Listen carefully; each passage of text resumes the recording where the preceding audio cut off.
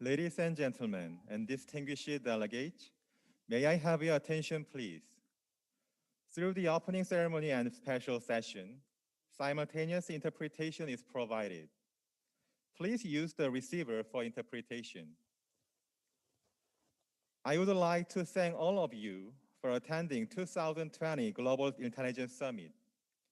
I am greatly honored to welcome you to the summit. Due to evolving situation with the COVID-19 outbreak throughout the world, this year's summit will be held via video conference. Today's event is following the guideline from the government COVID-19 preventive measures. Global Intelligence Summit is one of the flagship events of the INSS.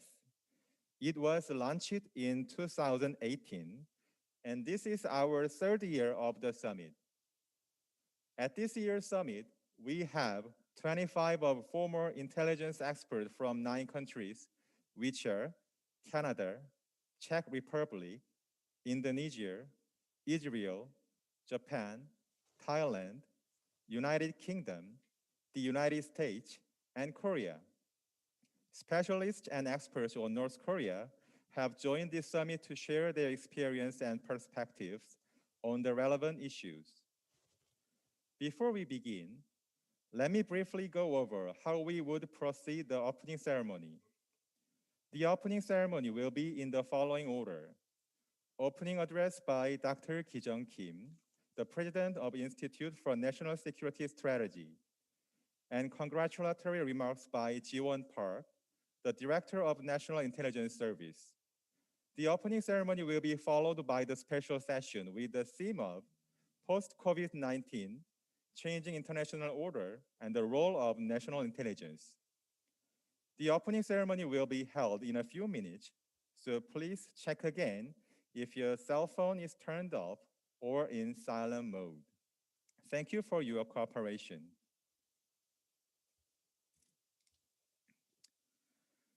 Okay, ladies and gentlemen and distinguished delegates, now we begin the 2020 Global Intelligence Summit opening ceremony. I'm so glad to welcome all of you to the 2020 Global Intelligence Summit. For this year's summit, totally 25 intelligence experts from 9 countries have joined as moderators, panelists, and discussants. Now, Dr. Ki-jung Kim, the President of Institute for National Security Strategy, will deliver his opening remarks. Please give him a big round of applause.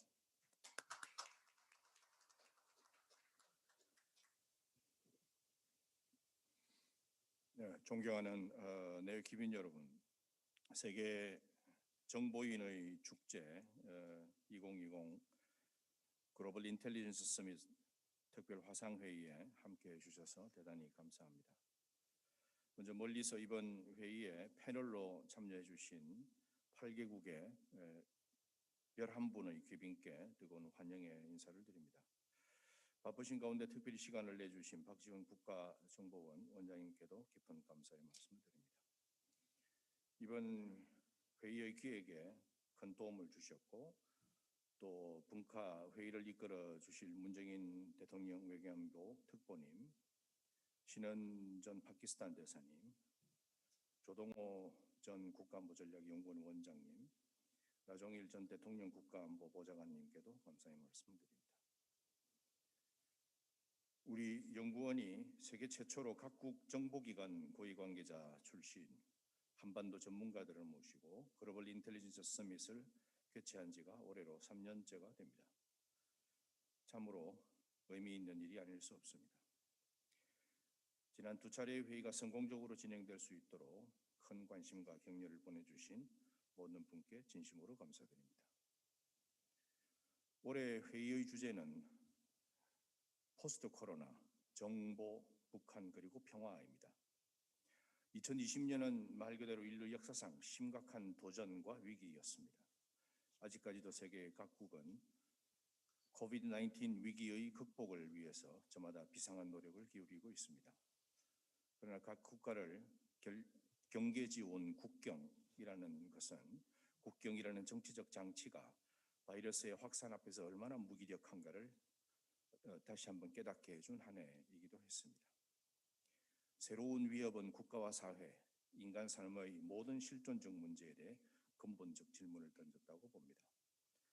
국가 간 관계의 영역에서도 이 질문에 답을 찾아야 하고 해법을 모색해 나가야 합니다. 초국가성, 비예측성, 연계성을 특징으로 하는 신안보 위협에 효과적으로 대처하기 위해서 정부 간 협력뿐 아니라 민간단체들의 세계적 연대가 필수적입니다.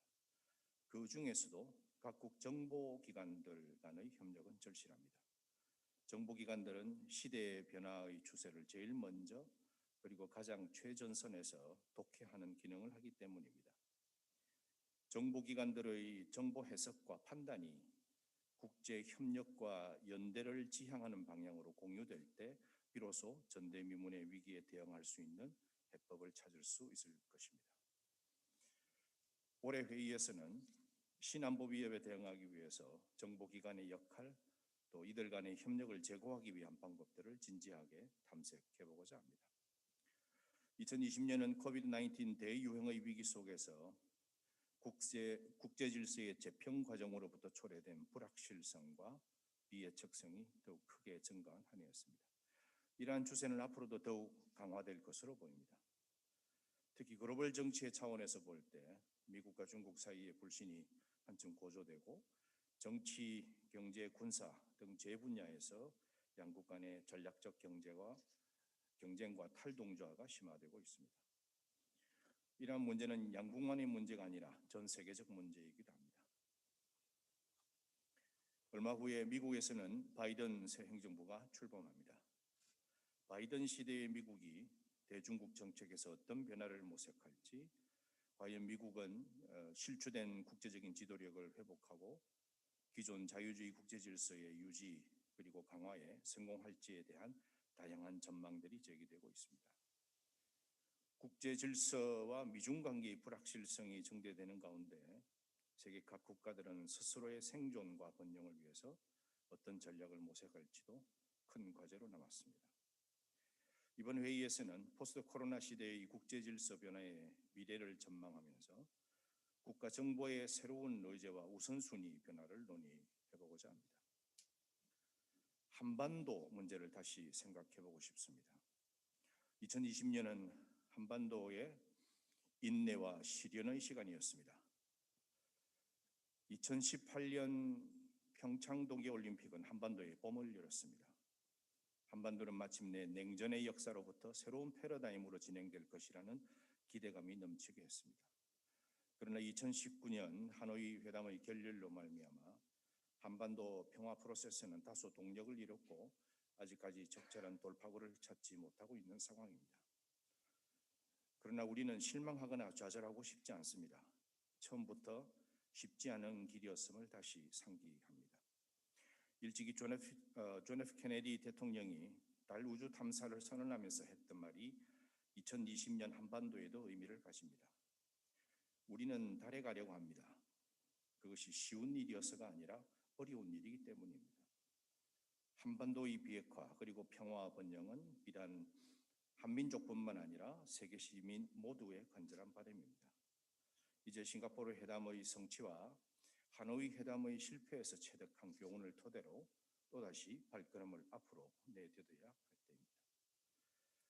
미국 신정부 등장의 점에서 우리는 이번 회의를 통해 한반도 비핵화와 평화 프로세스의 엔진을 다시 한번 힘차게 재가동하기 위한 창의적인 방안을 찾아보려고 합니다. 비록 뜻하지 않았던 감염병 확산 위기로 불가피하게 이번 회의는 하루 동안 화상으로 진행이 됩니다. 짧은 시간과 비대면의 한계에도 불구하고 좀 더 나은 미래의 창출을 위해서 사명감과 낙관주의 그리고 각국 정보 분석가들의 오랜 경험과 통찰을 토대로 우리 앞의 도전들에 대한 창의적인 해법이 치열하게 논의되기를 간절히 기대해 봅니다. 대한민국 국가안보전략연구원이 여러분과 함께하겠습니다. 많이 듣고 많이 배우겠습니다. 감사합니다. Thank you, President Kim, for your warm opening remarks. Next, Ji-won Park, the Director of National Intelligence Service, will make congratulatory remarks. Please watch the screen.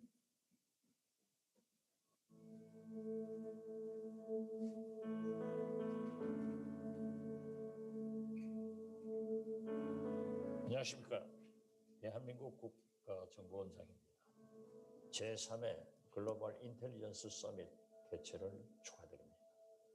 그레고리 트레버튼 전 미 ODNI 국가정보위 의장, 조셉 디트라니 전 미 국무부 대북협상 특사님, 타미르 파르도 전 이스라엘 모사드 부장님, 단업군 천몽콘 전 태국 NIA 부장님, 마르시아노 노르만 전 인도네시아 BIA 부장님, 얀 파도렉 전 체코 우지 차장님 등 해외 참가자 여러분 환영합니다. 그리고 문정인 특보님 등 국내 전문가분들도 반갑습니다. 2020년 최대 하루는 코로나19입니다. 인류 역사는 이제 BC와 AC, 즉 Before 코로나와 After 코로나로 나뉠 것입니다. 오늘 행사 주제가 정보, 북한 그리고 평화입니다만 코로나19 논의의 상당 부분을 할애한 이유도 여기에 있습니다. 코로나19는 한반도 평화는 물론 국제 평화에도 큰 걸림돌이 되고 있습니다. 폐쇄주의, 고립주의의 벽이 높아지고 있고 남북, 미북 직접 만남도 쉽지 않습니다. 그러나 저는 전화위복, 즉 위기는 곧 기회라는 말을 믿습니다. 우리는 지금의 화를 미래의 복으로 바꿀 수 있습니다. 전염병, 테러리즘 등 신안보 위협에 세계가 공동 대응하면 됩니다. 자국 우선주의는 버리고 인류 평화와 공동 번영을 위해 합심하면 됩니다. 어떤 위기가 닥칠지, 그 위기에 어떻게 대응할지 오늘 우리가 지혜를 본다면 세계는 더 안전해지고 평화로워질 것입니다. 함께 가면 멀리 갈 수 있습니다. 아무쪼록 오늘 행사가 한반도 평화 그리고 인류 공동의 청사진을 그리는 자리가 되기를 기대합니다. 감사합니다.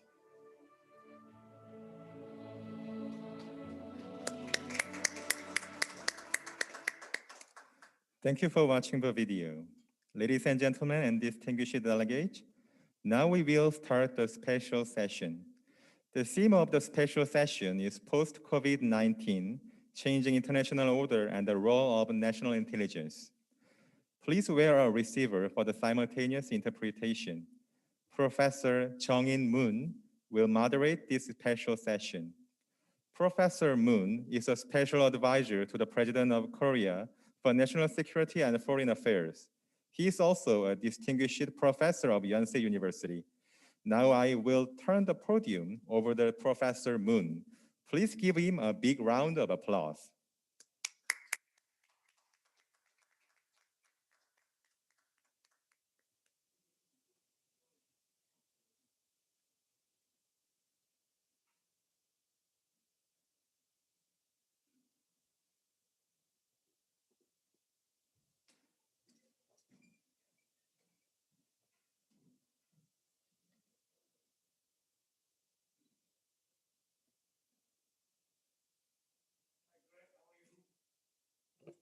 Hi, Greg. How are you? Hi, Joe. Good. How are you? Good. Nice seeing you, Professor Moon. Hello, Chairman Chemong-gong. How are you? Very good, and you? It's a great honor for me to moderate this session. This session will be talking about a lot of national intelligence changing international order since the pandemic shock. We'll be giving a really general introduction to the topic, how and to what extent, COVID-19 has affected the nature and direction of national intelligence in particular and national security in general. But in the afternoon, we'll be having set up sessions dealing with those topics individually. What I will do in this way. I will give 7 to 10 minutes each. We have plenty of time. We are supposed to have about 7 participants, panelists, but now we have only 4. Therefore, you will have ample time to make your presentation. Therefore, I will give a 7 to 10 minutes each on those topics, and then that will be followed by our discussions among ourselves, and then we'll have some journalists and others, and we'll be picking some questions and comments from the floor or online. Okay, and we have altogether about 110 minutes. Okay, and we can end a bit earlier than scheduled. We're supposed to end by 11:30 Seoul time, but we can finish around 11:10 Seoul time. Okay, then we'll go in the following way. Why don't I invite Anukun and Chunmong, Chairman Anukun Chunmong, to give a presentation on these general topics. By the way, let me introduce, on my left side, we have Dr. Ki-jung Kim, who is the president of Institute for National Security Strategy. He was just appointed just 3 weeks ago. Let's give a big applause to him. Okay. And also, okay, now, but you have all the introduction here, but let me introduce Mr. Anukun Chunmong. He was chairman of National Intelligence Agency of Thailand, okay, director of National Intelligence Agency in Thailand, and he's renowned specialist in that area. And also we have Greg Trebetten. He was the chairman of National Intelligence Committee, which oversees long-term forecasting of U.S. intelligence. And also we have Ambassador Joseph Titrani. We are all familiar with Ambassador Titrani because he was a special envoy to six-party talks on behalf of the United States. And also, Joe is a long-time expert and renowned expert on the Korean Peninsula issue, particularly on North Korea. And also as to the Dr. Greg Trebetten, he has written very seminal books on national intelligence at the Cambridge University Press, and he's a scholar. He used to work for the Rand Corporation, but he has been written several very, very influential books on national intelligence. Therefore, we have a really good combination here. Okay, Director Chunmong Kong, okay, you will have a chance to give a first presentation. Thank you. And good morning, everyone again. I hope you are all in the best of health. I'm Anukun Chunmong, the former director of NIA. I'm glad to join today's Global Intelligence Summit. We are very grateful to INSS for kind support as a host to organize this meeting. And thank you for inviting me to join the session. Today's meeting is a special chance that we can explore the global impacts of COVID-19 pandemic together. From the topic, we will start from the first part, the prospects of change in the international orders in the post-COVID-19 world. We found that the longer the COVID crisis go on, the higher the probabilities of volatile, uncertain, complex, and ambiguous that we say that we know in VUCA. Under the following development, personal and public health care will be a key subject of new normal living in the long term, such as social distancing and wearing the mask in the public places. Our world is shifting to a digital age after citizens around the world have been asked to stay at home to limit the spread of the pandemic. Digital technology plays an important role in every areas, such as economy, social movement, education, national security. Online activity will become both a keys and an alternative platform for emergency operation as well as offline activities. The country's economic development will depend on its capability as the growth of the nation's economy will not rely deeply on only one activity. Accordingly, the global supply chains will significantly change and become various. The production line will use more digital technology such as robot, AI, and IoT, which will replace the overseas production lines that have been affected by the COVID-19 and need more time to recover. The skilled labor, especially in science and technology field, will be needed in the post-COVID-19 world to meet the higher requirements of medical equipment, medicine, and other related equipment in crisis time.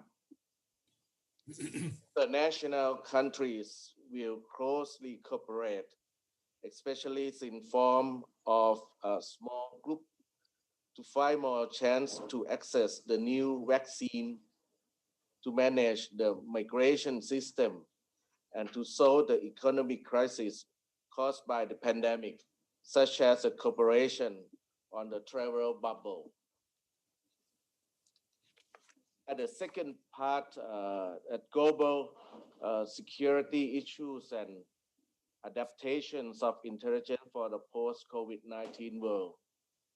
We found that since the spread of the COVID-19 pandemic, international countries are aware of the necessities of crisis management in emergency time. For the officers and staff of intelligence services, knowledge management in healthcare is important as they would handle the health crisis effectively. At the same time, communication technology, especially video conference platforms, will play a more important role as a secure communication channel in the crisis. As COVID-19 pose significant risks to our public health, healthcare will become the key subject for policy making in each country. Also, international countries will seek more cooperation, especially on migration control, to prevent the spread of the pandemic. Importantly, intelligence service will take more role in providing the assessment and non-traditional threat or emerging threat that might occur since a post-COVID-19 world. At the third part, navigative will agenda in international intelligence and shift in intelligence priority. It is important to turn this health crisis to become an opportunity.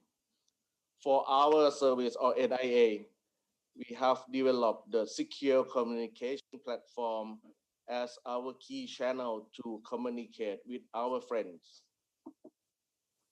It is important to learn from the COVID-19 because the pandemic is an emerging threat to public health that we have never faced before.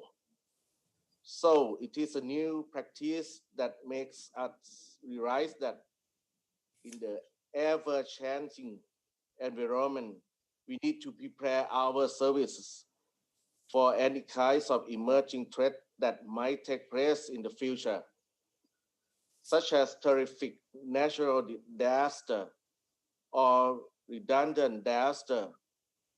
It is necessary to have emergency preparedness especially if a disaster occurs in the long term, as we might learn from the business continuity plans to avoid the impacts of the emergency.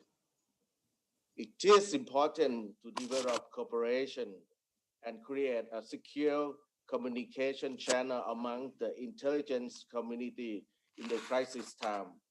For example, establishing a secure communication line to keep in touch among intelligence community to exchange information and maintain relationships in the crisis.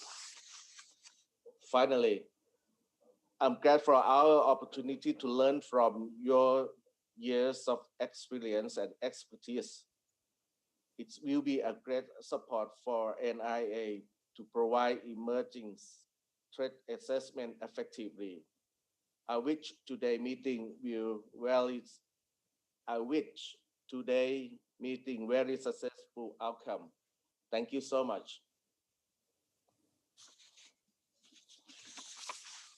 Thank you. Thank you very much, Director. Now, let me invite Ambassador Joe DeTrani. Thank you, Professor Moon, and also thank you, Dr. President Kim, for this invitation. It's a very important subject we're discussing, and I think what you do since 2018 is extremely important for the security of the region, for the security of the world, bringing us all together like this. Let me focus initially on the changing international order. And let me just comment on the multipolar world we're living in. When we talk about great power competition, the United States, China, Russia, with significant nuclear weapons, this is extremely important in this post-COVID-19 environment we're living in. And as we move forward, and when we look at the tension, and it was mentioned a few minutes ago, the tension in places like the South China Sea and the militarization of the islands, the reefs, the East China Sea, Senkaku, Diaoyutai, all issues that related to Taiwan, to Hong Kong, what's going on in Xinjiang. So a lot of tension between the United States and the People's Republic of China on those issues. Trade issues hopefully will be pursued with equal vigor and to the satisfaction of both countries, so that we do not see economic decoupling, because there is such an integration of the respective economies in China and in the United States. Indeed, with Russia, we saw Russia in Georgia, the Crimea, the Ukraine. The concern about the Baltic states, Latvia, relations with NATO, the near abroad. So these are issues of significant tension. And again, an overlay here is these are nuclear weapon states looking at some of these issues that need to be resolved, obviously, through negotiations, diplomacy. But there are areas of great cooperation, and I think the post-COVID-19 environment makes it very clear.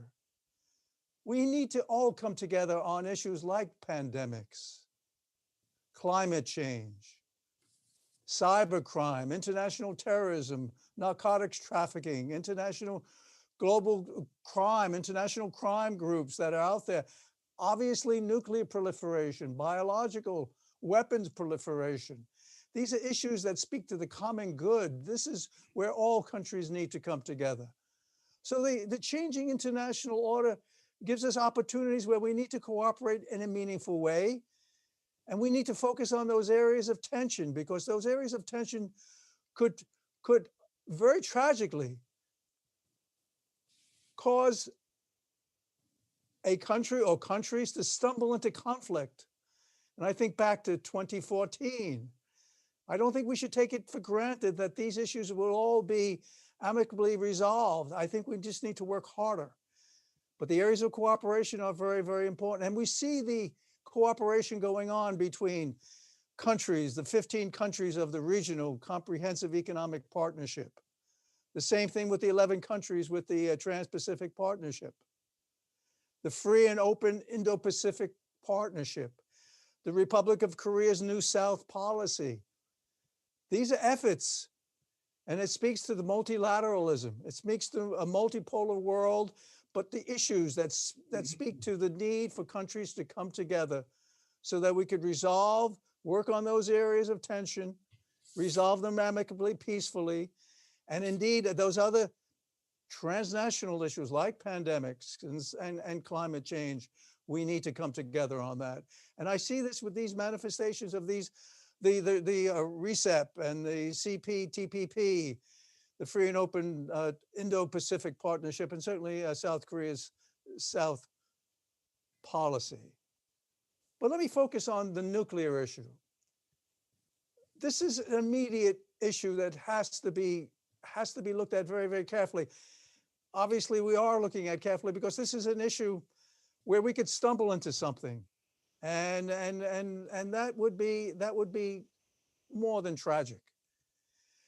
I look to Iran, and we're talking about the JCPOA, and we see Iran now using sophisticated centrifuges to enrich uranium at a higher level, a higher percentage going, but still in the low category, but nonetheless, we're seeing more of the element of if you will, the creation of the centrifuges that are spinning at a higher speed and a greater stockpile of low enriched uranium, which could quickly become highly enriched uranium for nuclear weapons. Iran with nuclear weapons would be a disaster for the region, but for the world, but certainly for the region, whether it's the Gulf states, whether it's Israel, whether others, but other countries, again, whether it's Saudi Arabia, whether it's Egypt, whether it's Turkey, would also seek their own nuclear weapons. So the nuclear arms race in that region and the element of proliferation and the possibility of highly enriched uranium fissile material getting into the hands, or a nuclear weapon in the hands of a terrorist organization, that's great. But I want to focus on Northeast Asia and on North Korea, something that obviously Professor Moon has been working very hard for a number of years on. I've known him for many years. This man has put in thousands and thousands of hours working this issue. We've had 26 years of negotiations with North Korea. We've seen progress in 1994 with the agreed framework, in 2005, September, with the joint statement of the six-party talks. We've seen some movement, I think very positive movement, in 2018 with the Panmunjom Declaration between the Republic of Korea, President Moon Jae-in, and Chairman Kim Jong-un. We've seen progress with President Donald Trump and Chairman Kim Jong-un in the June 2018 Singapore statement, which speaks to transforming the relationship between the US and the DPRK, but also peace on the Korean Peninsula and a complete verifiable denuclearization on the Korean Peninsula. So we've seen that, but unfortunately, and it was mentioned in the opening comments, the Hanoi summit was a failure. And that should resonate clearly, because North Korea is not Libya. North Korea is not going to give up all their nuclear weapons initially, and then we will talk about lifting sanctions, et cetera, and transforming a relationship and bringing peace to the peninsula. And I go back to the six-party talks, the joint statement, actions for actions, commitments for commitments. That's a lesson learned. But let me just say this on North Korea. North Korea with nuclear weapons will facilitate, will encourage others, whether it's the Republic of Korea, whether it's Japan, whether it's Taiwan, a number of other countries, to seek their nuclear weapons capability, regardless of the US extended deterrence commitments to these countries, allies, partners. So I think North Korea retaining nuclear weapons, which is their goal, and being accepted as a nuclear weapon state, like the United States accepted, recognized Pakistan, should not be a viable option. It should not be an option per se, because of the likelihood of proliferation in the region. It's not only other countries seeking weapons, but also the possibility of fissile material or nuclear weapons getting into the hands of rogue states or terrorist actors. But it would not lend itself to stability in the region. It's like with Iran with nuclear weapons in the Middle East, it will not lend itself to any form of stability. We're talking about instability in the region. And the same thing in East Asia, certainly in Northeast Asia, but East Asia, North Korea with nuclear weapons.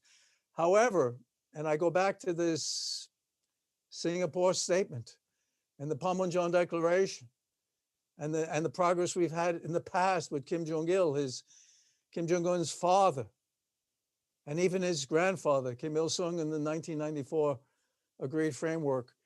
We should not give up on a peaceful resolution to the nuclear issue with North Korea.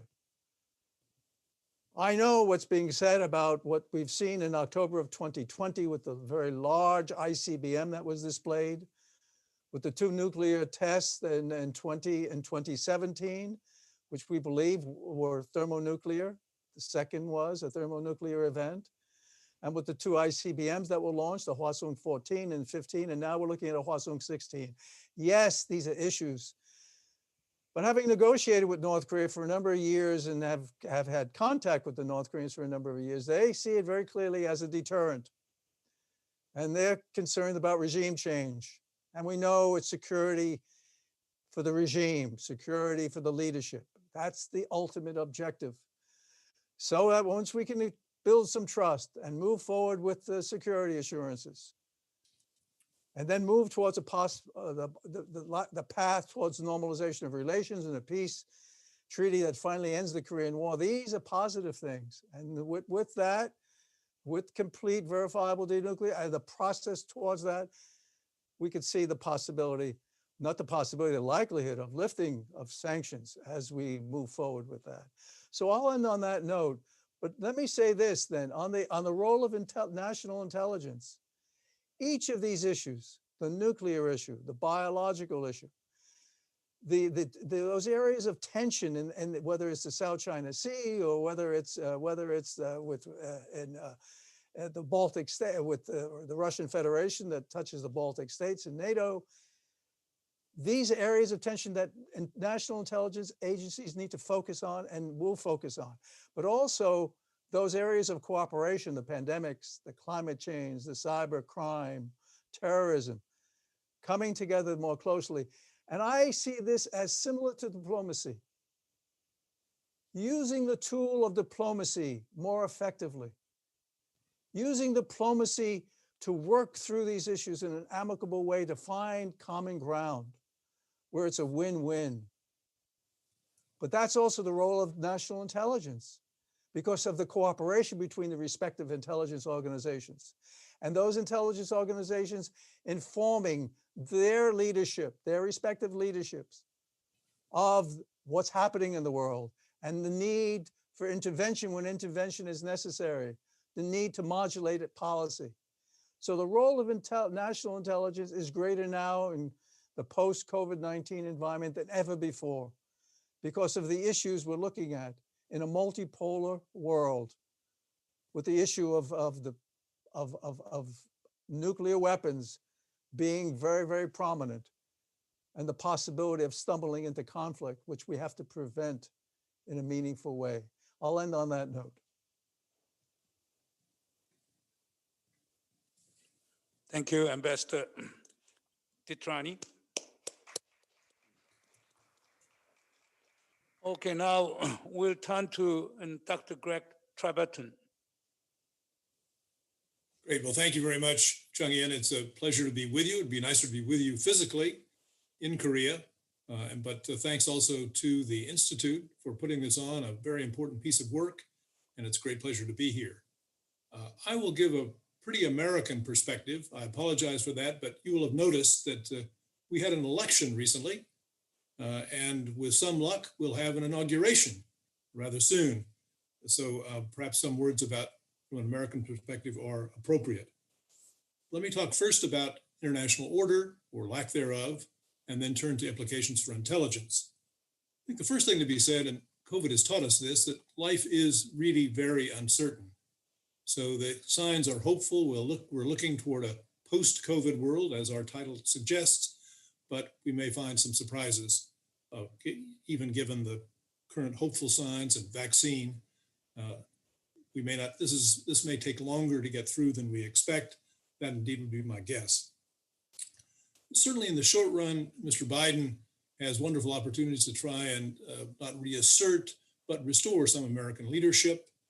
There's plenty of low-hanging fruit. It's easy for him. He'll no doubt rejoin the Paris Climate Accord, rejoin the WHO. TTP is harder because of the divisions inside both the Democratic and the Republican parties, but he will certainly set a different tone. He will praise alliances, support alliances, not denigrate them, not turn them into commercial transactions, arguing that we're being taken by our partners.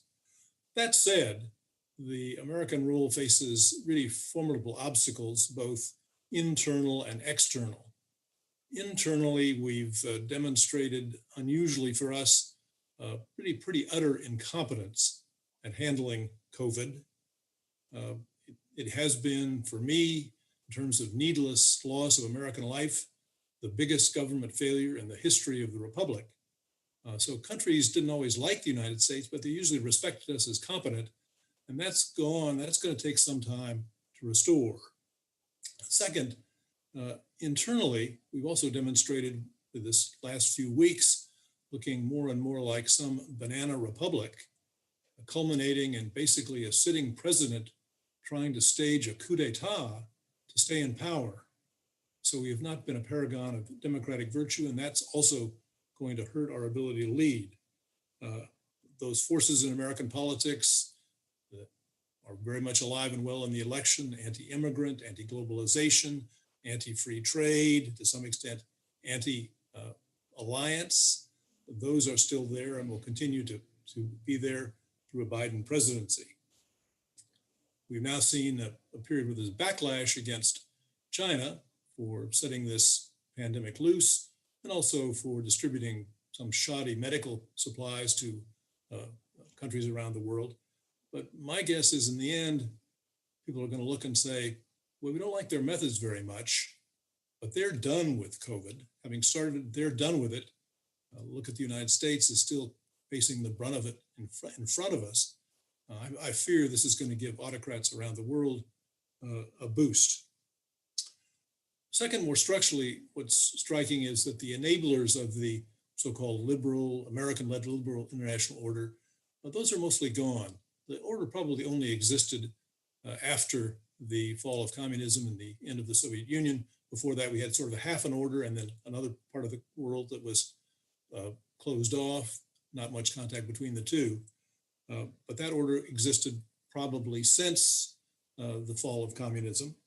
And it depended really on a couple of factors that have gone away. One is that there was really no source of support for, once the Soviet Union fell, no source of support for countries that wanted to escape the embrace of Western international liberalism. That's no longer true. Now there's especially China, but also Russia to a lesser extent, and even some of the Middle Eastern states are prepared to provide money. And second, while Frank Fukuyama took some hits about the end of history, and he rather deserved them, I suppose, but he was right in that at the end of the Soviet Union, it looked like there was no competing ideology, no alternative to liberal democracy. And now we see lots of illiberal democracies or even illiberal autocracies coming back. China's a perfect example. So there is, again, an ideological competition. So I think the result, at least in the medium run of this international situation, is going to be messy. It won't be, Joe called it a multipolar world. It'll have some aspects of that. I think more likely it'll look like two clubs, one around China, one around the United States. Globalization is gone so far that it can't be members only. So there'll be plenty of fence sitting and hedging of bets. We've seen that the clubs in play, particularly over 5G and the Huawei issue, and I think that will continue to be the case. A question for all of us, I think, and this is, how much is national security going to change in definition? We've already passed an unhappy threshold in that more Americans have now died from COVID than died fighting in World War II. And we saw in the Middle East, we spent 20 years and literally trillions of dollars and way too many lives to produce not much by way of tangible, durable outcome. So the question is, will there be a debate about whether other things, whether health and climate are now much more important to national security? I think those will be themes of the Biden administration. My guess is that there won't be a dramatic change, move away from the military. The military is very well established in American politics and American life, but I hope at least there is some debate about what should be the nature of national security. We've known for a very long time, and intelligence has said this for a very long time, that there are really only two existential threats to us.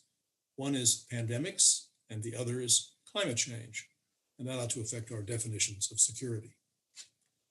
Let me conclude, Chung-In, with just a few implications for intelligence. First implication is, I think this messy world makes intelligence all the more important. Let's look back, if you think about the Cold War, yes, we needed intelligence, there were lots of things we wanted to find out, but the strategic situation wasn't unclear. There were two sides and we knew where they were, we knew where they ended. So it was at least clear in strategic terms, lots of tactical things we wanted to find out, but clear strategically. Now that's no longer true. It's not even clear exactly who's a friend and who's an enemy these days. And therefore, I think in principle, this ought to make intelligence much more important. For us in the United States, but I think for all of us, China is critical. Our current understanding in the United States is pretty one-dimensional. People have latched on to the Cold War analogy, which is really quite inappropriate for thinking about relations between the United States and China. I've come through my years thinking about intelligence to think that intelligence is mostly about storytelling. And what's happened is in the United States, we seem to have glommed on to an old story, which is really not appropriate in these circumstances. So intelligence has a powerful role to play in helping people come to a better appreciation of what the story is. As several of my colleagues have said, it's not a choice of the United States whether or not to cooperate with China on things like pandemics and climate change. We have to, it's imperative. And so we need, it seems to me, a story that makes that useful to policymakers. Finally, and this may be a particularly American point, but it seems that the future is going to make it all the more important for intelligence to reach beyond government, to reach out to the private sector. There's so much capability out there. One of the lessons of COVID was the first warning of COVID that reached the United States was done by a private group, ProMed, at the very end of 2019, suggestive of what capacity is out there. My own favorite example is we were caught by surprise by the Russian intervention in our 2016 elections. We shouldn't have been. There was a private group looking at jihadi websites in 2014, 2 years before the election, and it discovered that many of the Free Syria posters, people posting on the rubric Free Syria, weren't Syrians, but were Russians. They were on to the Russians being active. They said they came to the United States government and tried to alert them.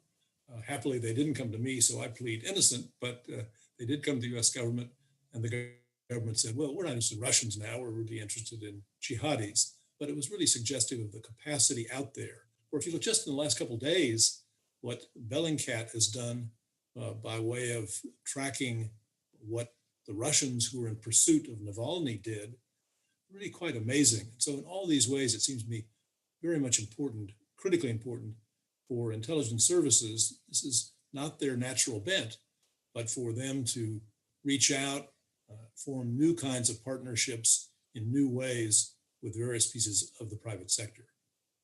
Thanks, Chung-In. Thank you, Greg. Now, let me invite Professor Ki-jung Kim. Professor, still I'm called as professor. Thank you. Thank you, Professor Moon. As I said in my opening remark, well, I think I'm sitting here for listening and learning of your opinions and expert in Thailand and in America. But I'd like to say something about the post-19 international order. It is, the how to evaluate and how to have a prospect after the COVID-19 in the realm of international politics. It is a very interesting topic, not only for academia but also to the practitioners in international politics field. Many people have pointed out that COVID-19 and the pandemic situation is equivalent to the war, because looking back to history of international relations, war has sometimes, war has a transformational mechanism to change the international order, profoundly, because war had damaged the national capability in not only in the military but in production and economy. Well, we see that the same thing happens during the last 1 year. So it is, as people, many people has pointed out, that the pandemic situation is equivalent to the war, because it has a great impact on the productivity, production capability of each nation, and also it has a great impact. It has also jeopardized the human lives. Plus, in addition to that point, the pandemic situation has damaged the capability, material realms. I think the more important to point it out is that the pandemic situation is great impact on the ideation, the ways of thinking about the international order, because it has created a sense of insecurity. Pandemic made us to raise and ask many questions, the very profound and very basic questions about the politics, international politics. What is the state? What is the role of the state? What is the communal? What should be the relationship between state and the society? What should be the role of the state to make people safer? So so far, we as I mentioned, that in terms of ideational changes derived from the COVID-19 situation, I think that people would think, people seems to have a tendency to think about insecurity will be sustained for a very long time, and the world, we're living, world will be more fragmented because of the militant, nationalism. And I think the lesson we should learn, as well as we should, keep our mind, is that I think the people all around the world, people seems to be suffered from the lack of international leadership. So that is very much important to think, learn, and we should have some kind of lessons from the pandemic situation. The security matter also we are very much familiar with the national security. You know, security has been defined in terms of a national, you know, the unit-centric perspective about the security. But in as we have experiencing you know, COVID-19, the people seems to raise a question about the variety or the diversified diversified dimension of the security, not only national security, but in the human security or regional security or even global security will be very much important topic, not only for the, you know, conceptually, not only for the academia, but also for the, you know, international community. So maybe that's the, that is the things that I should point out at this moment. Okay, I'll stop. Thank you. Now we have more than, you know, we have about 70 minutes, you know, time slot for, you know, discussions. And also I'll be taking questions from the floor. Therefore, even though I cannot get, you know, take a question from online, but I can take questions from the floor. Particularly, we have some journalists here and some, you know, the researchers of the institute. They're probably more than happy to take, you know, questions. But, you know, you all, you know, mentioned about the impact of COVID-19 on national security. But Greg, let me ask one question. Has really, you know, think about the changing paradigm in the discourse on the national security. Okay, during the Cold War, you know, all this nuclear, you know, the whole WMD and its impact on national security has been the key concept. And then after 9/11, all of a sudden, transnational threat has become the key, you know, factor. And now, after this COVID-19, all of a sudden, the pandemic has become the one of the key, you know, agenda of national security. But in the case of COVID-19, I have some, you know, concern. Now, let us go back to the widespread of AIDS. And we had widespread of, you know, SARS in this part of the world, MERS, and Ebola.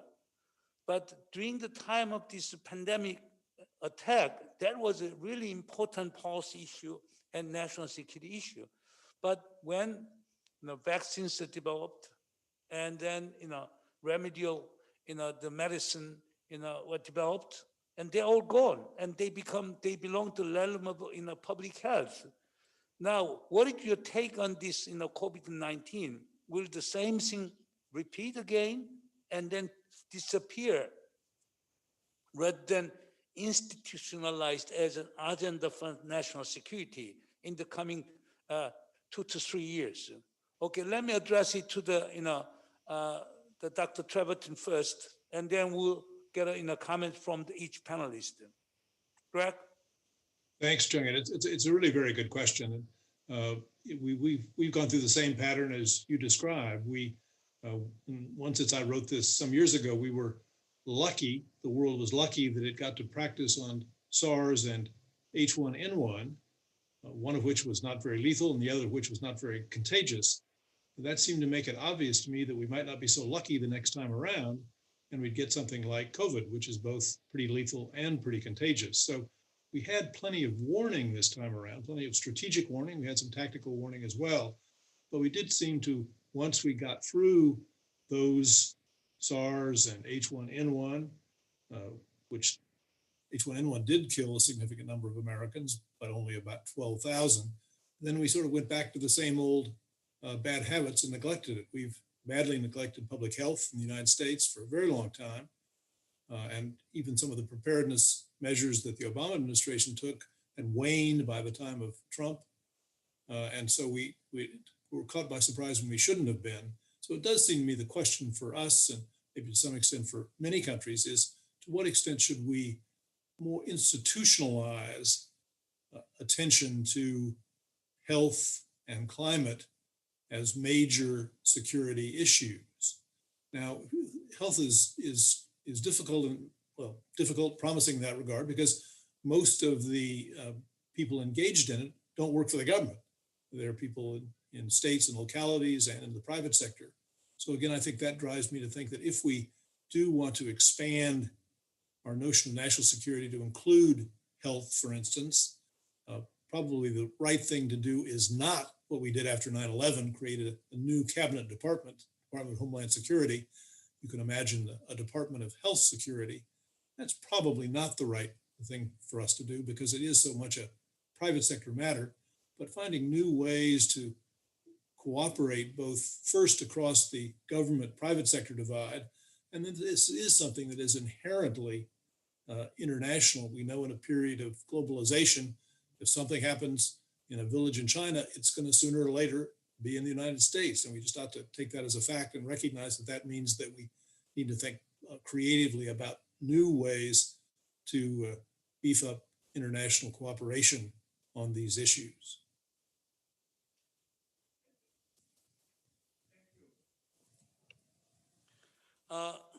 Director, Chairman Kon, what is the case of Thailand? Has there been any serious debate on the transformation of national security agenda in Thailand as a result of the pandemic? I still believe that military security, national security are more important than human security and global security. And that has been the pattern. And as we shall discuss later, the raison d'etre of National Intelligence Organization is about national security, which are mostly anchored in the military security or the threat to our survival, national survival. What is the case of Thailand? Thank you. I think that now in Thailand, we have some more focus to protect our people from the COVID-19 first, and how to recover the economy, Thailand's economy, to still growing together. But I think that after this, the people feel that in the secure, feel insecure, and I think that is many is more requests to the government how to save the people. The key is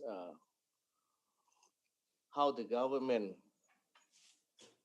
balance the requests and the response to the people, especially in the health security. Now Thai can control the COVID-19 situation in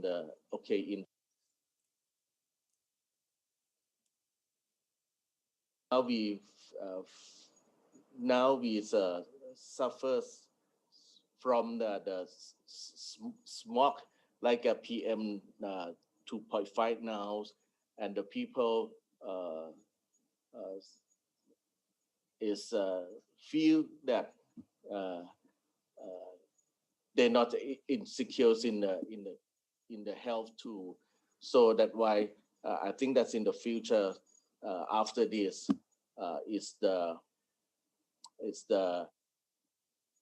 problem that how the government balance the requests and how to respond the people in a good way.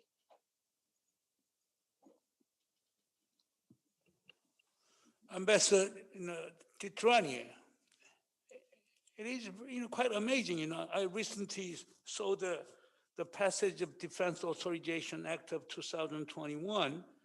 In that, there was a sharp increase in defense spending bills. Okay, but it's mostly under, military spending, okay? But I don't see any big shift in the national security focus as a result of the pandemic. United States is spending, money on the management of the pandemic on the one hand, and management of national security framed around the military security. Do you see any problem with this kind of approach? What I'm saying is this: in America, still military security, national security is a top priority, not the pandemic issue. Pandemic is a matter of development of vaccine and remedial the drugs. What is your take on this issue? Well, Professor Moon, one, I apologize. I lost power here in Washington, D.C. due to the snowstorm, but I'm back. But thank you for the question. Let me just say, given the great power competition between the U.S., China, and Russia, and when we talk about nuclear weapons into this mix, obviously, national security is of the utmost importance. We need to have significant capabilities to deter, for deterrence purposes mainly. And I'm sure and as China moves with their military modernization and the Russian Federation certainly is when you talk about nuclear capabilities, they're a superpower in the nuclear side. So, I mean, that's a reality. And that's a realist view of things. So I'm not surprised that the budget on the military side is what it is. But I will say this, though, I think there will be a rebalancing, given what we've just seen with COVID-19 and the need to get ahead of that. Greg mentioned, we've seen this before with AIDS and Ebola and other issues going back to 1918 with the Spanish influenza. So I think there will be more emphasis on health, on pandemics, on healthcare, and understanding that environment. And I think climate change probably has, I'm not a scientist, but I would think climate change also affects some of those aspects to it because it touches one's human life in many ways. So I guess my answer to you is I'm not surprised that the budget is what it is, given the great power competition that we see and the overlay of nuclear weapons and in some ways a world that's not a bit but is in disarray, and the need to come together on these issues, but to realize having a military deterrence capability across the board when working with allies and partners and ensuring that we have commitments that we will hold to is important. But I think now the pandemic will become a priority. I think it was. I think, Greg, I missed some of your comments, but it was in the past, but we've sort of lost our focus, and COVID-19 is getting us to better focus on this. But I'll end on this note. I think it was still, what was it, Deng Xiaoping, you have to touch stones before you cross the water, but we have to better understand the science behind these pandemics and how do you get ahead of it to prevent it? Like you want to prevent a nuclear proliferation. You want to prevent countries from seeking nuclear weapons. How do we prevent these pandemics from kicking in and becoming pandemics? How do we prevent these local viruses from spreading the way they do? So I think there's a lot of work to be done. And I think the budgets will reflect that. I think there will be a rebalance, a bit of rebalance, but maybe more than a bit, and hopefully more than a bit. Thank you. Again, Dr. perhaps I Kim, could tell an what is the anecdote. South Korean case? Now President Moon Jae-in has been arguing that the crisis of public health is really an important national security agenda. But what has been the overall consensus in South Korea under this changing nature of national security? Has the pandemic brought about any major impact on the changing definition of national security in South Korea? Well, before mentioning something about South Korean case, as I mentioned earlier, that this pandemic situation gave us a very shocking momentum for us to think about very fundamental questions about international politics, including the security. If we define the security in a very basic form, security means that something, someone's feeling safeness from any kind of a threat. So, but people, especially after for a long time, even since the Roman Empire, people would say, often that civis pacem parabellum. That is, if you want peace, prepare for war. But that is one kind of a security. The way of the defined, as I said, unit-centric, definition of security. So national security it has been very much, familiar word and concept to us. But let me think about this. It was 1941 that Franklin Roosevelt mentioned that there are 4 different kinds of freedom: freedom of speech, freedom of religion, and the freedom from poverty, and the freedom from fear. When he mentioned about this kind of a freedom from fear, he meant sincerely, he meant international security and international peaceful environment would be guaranteed for human living. So I think that the pandemic situation gave us that kind of momentum to think and rethink about the security. Think how secure the safeness would be guaranteed, not only by the state, nation, but also by the international community. So. So as I said, national security or military security, these 2 terms are very much familiar, definition about the security, especially in South Korea. But even within the South Korean society, we thought that it is a time to think and to redefine about the concept of security. So.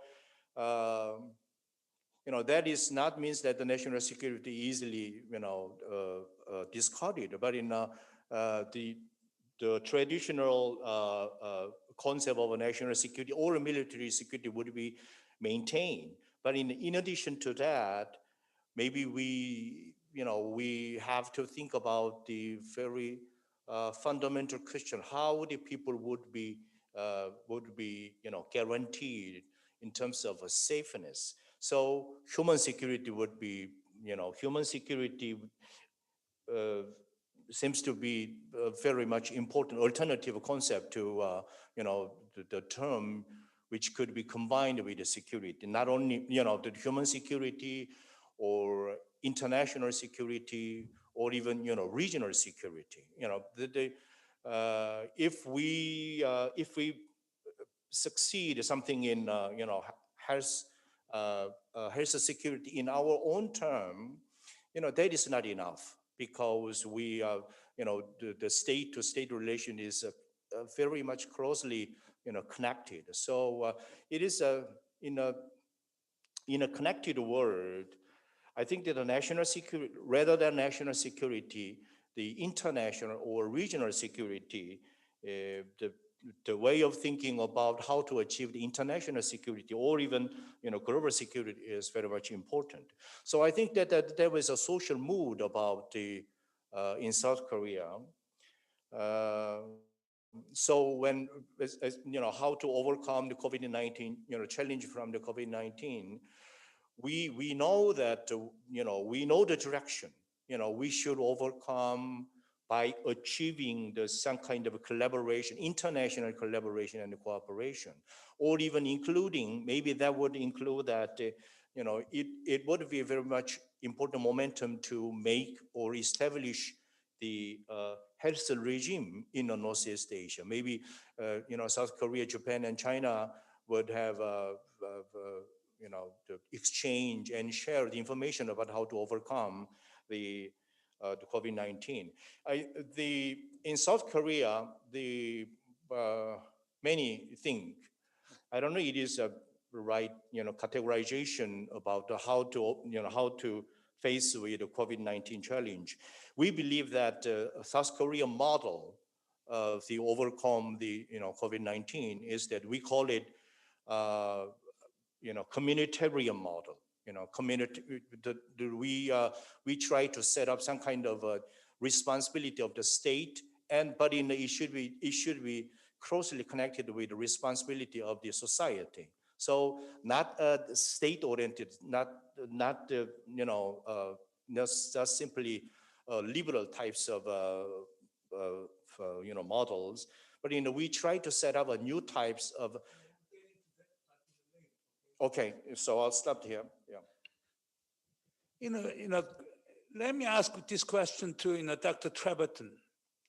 Okay, you have been dealing with the National Intelligence Organization, and National Intelligence Organization has a so-called PNIO, Priority of National Intelligence Objectives. Has this pandemic accompanied major changes PNIO?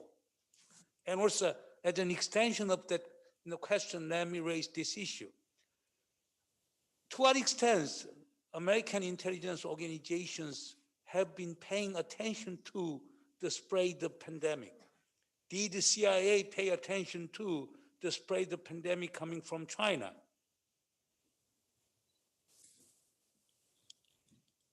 I think that intelligence has done a pretty good job at sort of strategic warning, right? My predecessors on the National Intelligence Council in 2004, in their global trends, looking out 20 years from 2004, talked about a pandemic that had almost exactly the effects that we're suffering now. So it isn't as though there wasn't sort of strategic warning. The problem is that I think that hasn't been reflected in the continuing attention. The CIA certainly spent some time on health issues. We at the NIC, National Intelligence Council, often had somebody from the Centers for Disease Control in Atlanta seconded to us. So we did pay attention, but not the sustained kind of attention. It wasn't a high priority in terms of the intelligence priorities. And you can imagine it playing out differently. I mean, it seems to me that intelligence does have a role to play. The private sector is probably the most active here, but intelligence does have a role to play. Imagine if we'd been looking at satellite imagery over Wuhan hospitals in October last year, we would have known that something was up, that something was going on well before. So it's conceivable to imagine that. I think this is going to push intelligence services in cooperation with health professionals and the private sector to be much more continually active. As I say it, my impression is that intelligence, at least in my countries, has treated this as a strategic warning issue, but not much more. It sort of left it then to the health community to do the more tactical work. I always used to think that one of the great advantages the health community had is that once something is identified, every healthcare professional in the world becomes an intelligence collector. Now, in this case, given the Chinese not entirely leveling, it's doing some dissembling, that cost us some time to realize exactly what was happening. But in principle, that somehow that lash up between professionals on the ground and people back in analytic agencies trying to make sense of it, seems to me needs to be a lot tighter with respect to health issues. Dr. Treverton was chairman of National Intelligence Council, which deals with the medium to long-term trend analysis. Then now, let me get to the Ambassador Joe DiTrani. Then was the CIA was failing in following up? In other words, the National Intelligence Council gave some sort of strategic warning on the potential spread of pandemic as a national security threat, but there was no follow-up. Was it fault of CIA? Well, I don't think it was anyone's fault per se. I think the sense was, and I think it's still true, is that with the World Health Organizations, that countries would all come together to work on issues, viruses that could develop into a pandemic. And I think the intelligence agencies, whether it's CIA or any of our foreign counterparts, we're looking at things like bioterrorism, where you have terrorist organizations that want to get their hands on some sort of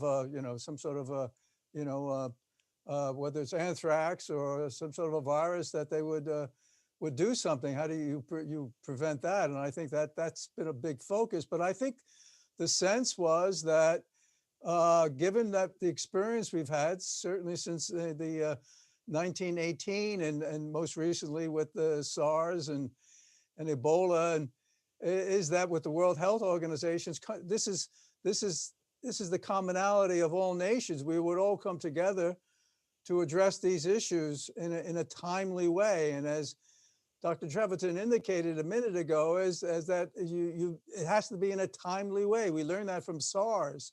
So if you lose a week or 2 or 3, you really can't get the system in place to really start taking the preventive measures. So no, I don't think it was a failure per se. I think obviously with imagery and other things, you could see what's going on. But I think there was an assumption, and I emphasize this, there was an assumption that when we're talking about viruses and pandemics that touch all countries and that get spread, there are no borders.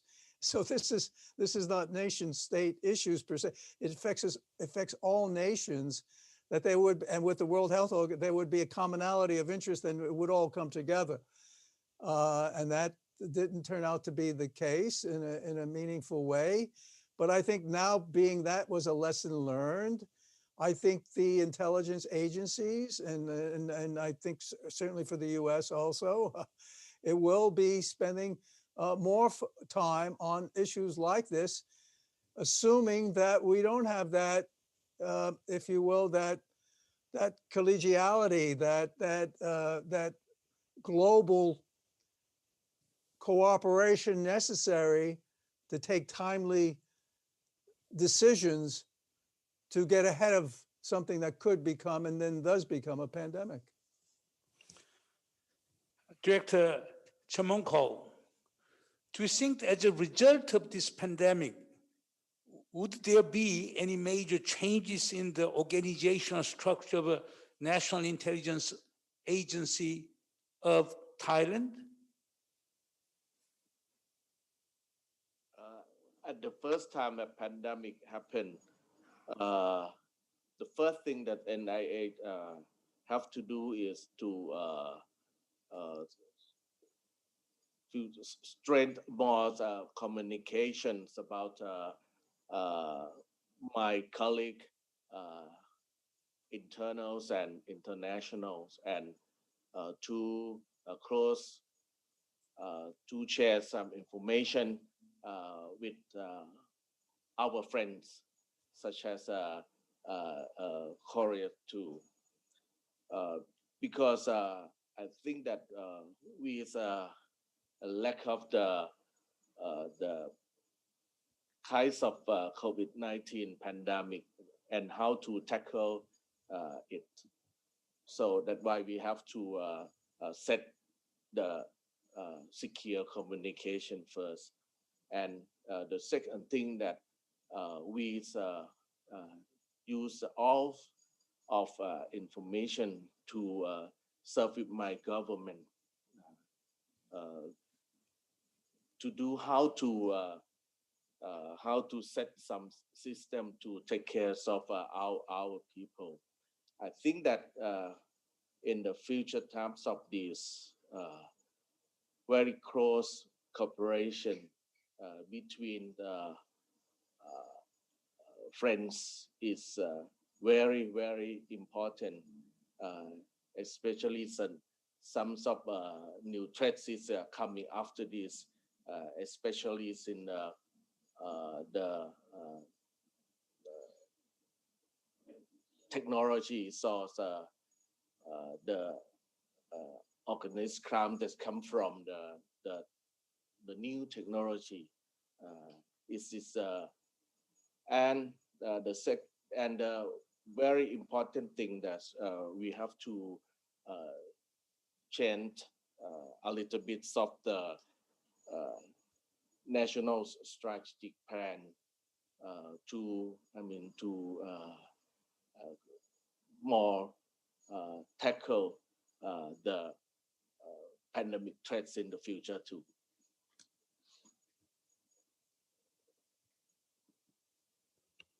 Dr. Kim, how about in South Korea?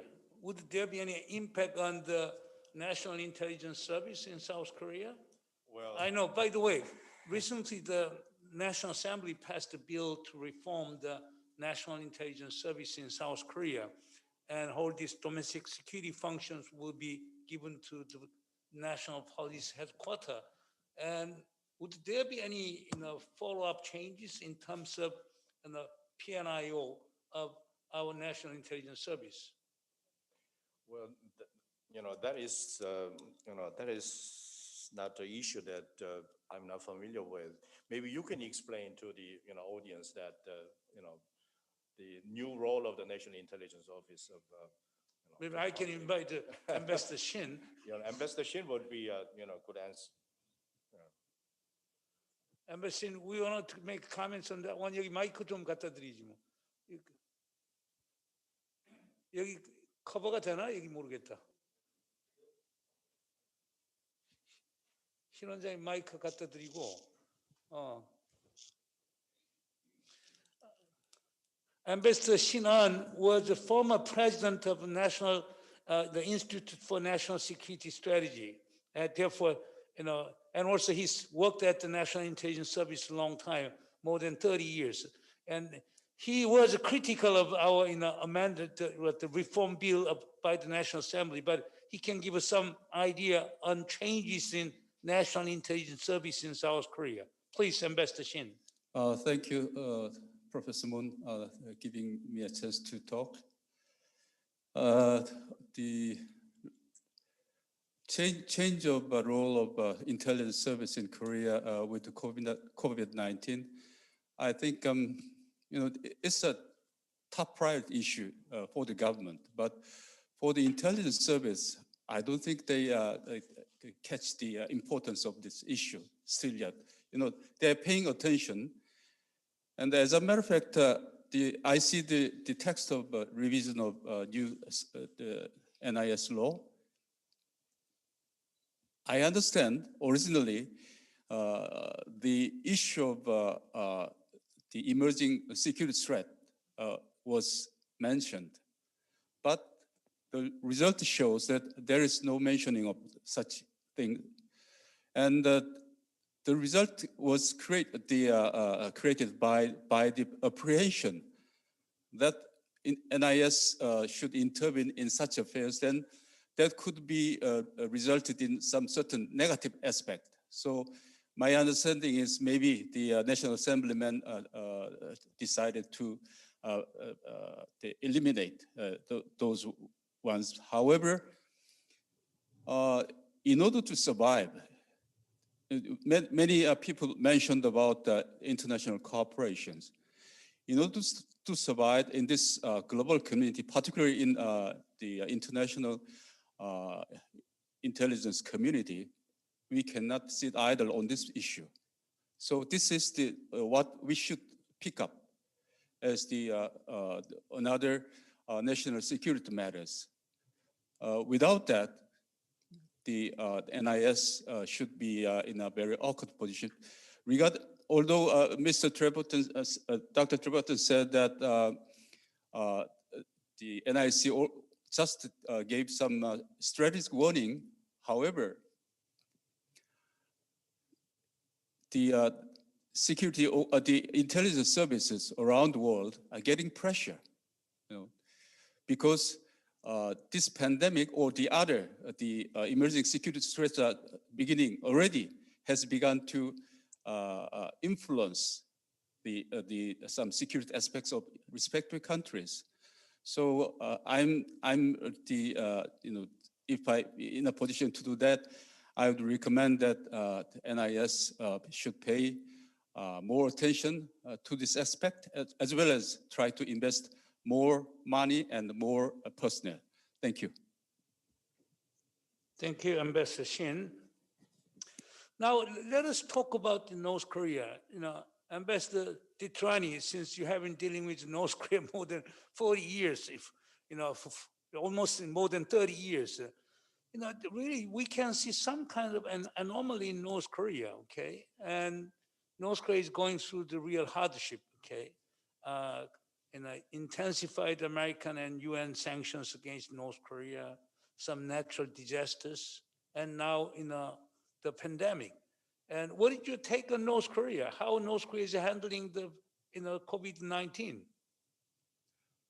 Well, despite the North Koreans saying that they do not have any cases of COVID-19, I think most people have to assume that COVID-19 has affected North Korea like it's affected so many other countries. And being that they've closed their borders, they closed their borders very, very early in the process, to include with China. There's no question that it's affected, it's affected their ability to, given the health circumstances in North Korea and healthcare services and so forth, it's probably impacted the population in a significant way. And what compounds the issue is the if you will, I want to use the word isolation, but that's not the right word, where North Korea now is not interacting with China. Certainly they've refused to accept aid from South Korea, from the United States and others. So one has to just assume the impact on the public is rather significant. And given that the sanctions are biting and they're in place, despite some of the workarounds that we see more of more transfers of coal and other commodities that are getting shipped out of North Korea, but getting into North Korea also as a lifeline, I imagine. So I think I don't want to use the word, but I'll use the word. I think it is having profound impact on the leadership in North Korea and how they adjust to this. Now the reporting has it that they've taken the COVID-19 vaccine from the Russian Federation, which would be movement in a very positive direction. But look, North Korea in so many ways is a black hole. We know so little about what's happening inside the country, not only within its leadership elements, but throughout the provinces. And now that NGOs are not getting in there and they've closed the border and everything, it's even more of a black hole. So one would just have to assume that things are not going very well, and that the sooner things open up for North Korea, where they start the trade again with China, they take the aid from the Republic of Korea, from the United Nations, from the United States and others, and they interact, I think until they move in that direction, I think it will continue to be pretty unfortunate. Dr. Treverton, North Korea has shown very interesting behavior in the past. Whenever there is a change of government in the United States, before, after, or during the transition, North Korea has shown some kinds of, unpleasant behavior, to the United States. But this time, North Korea has shown quite amazingly self-restrained behavior. North Korea has not engaged in any what's so-called, quote, provocative, unquote, behavior. What did you take on that kind of, new behavior? Is it because of a pandemic, or what? Should Chairman Kim Jong-un have another kind of strategy calculation behind this kind of behavior? Well, as Joe said, it's hard to know what's going on in North Korea in good times, and these times are not good times, so it's even harder. You're right; they have shown this pattern of trying to do something unpleasant in these transitions. I always think that it's a mistake to underestimate Kim Jong-un as a strategist. He seems actually rather good, And so maybe he was sufficiently disappointed. I think he had high hopes for Mr. Trump, and then Trump was mostly interested in gestures, and the bureaucracy, in some sense, I think, frustrated movement. And maybe he's decided that being disappointed in Trump, he will wait and see if things are better in a Biden administration. That would be a kind of superficially attractive, it seems to me, and maybe that's what he has decided. Or maybe he's decided that this is no time to, given all the pressures on him, sanctions, difficulties at home, this is no time to make an unpleasant act that would bring more rancor, international rancor, down on his head. In the past, as you say, his pattern has been to do that and then create a crisis which can then will direct attention back to him, and he can hope for sanctions to end the crisis he himself has created. Happily, he doesn't seem to have done that this time. My guess is mostly he's, having been disappointed in Trump, ultimately decided he will wait and see what happens in the next administration. Director Chamako, of course, in Thailand, North Korea may not have been the major target for intelligence collection and analysis, but still Thailand has been paying attention to North Korea, and Thailand has been maintaining relatively good relations with North Korea. What is your take on the recent North Korean behavior? I have a little bit of the information about the North Korea. I didn't heard about the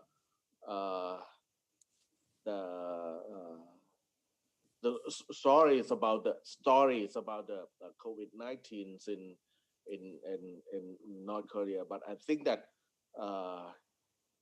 even in now, the peoples of North Korea will suffer from the other countries, because most of the country now, they have to close the border.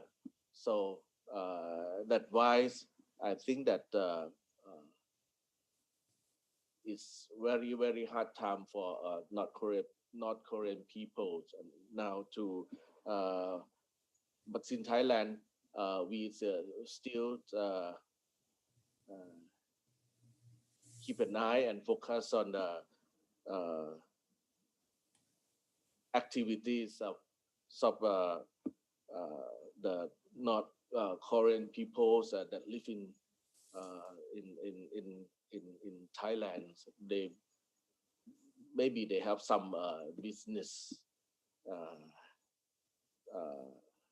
in Thailand too. So it's the one of the important target for Thailand to keep an eye with closely.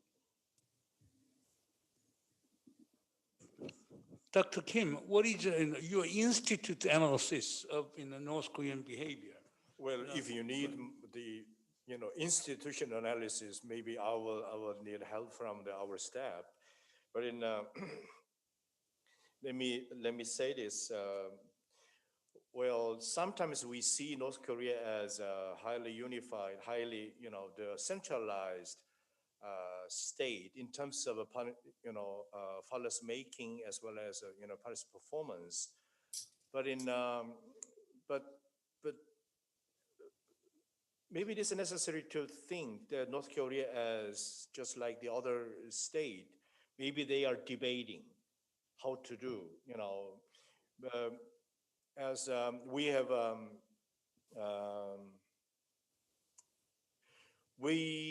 In South Korea, we'll see that in the first half of 2021, it will be very much important, crossroad or juncture to reactivate, either to reactivate the 2018 situation or to return to Cold War types of situation.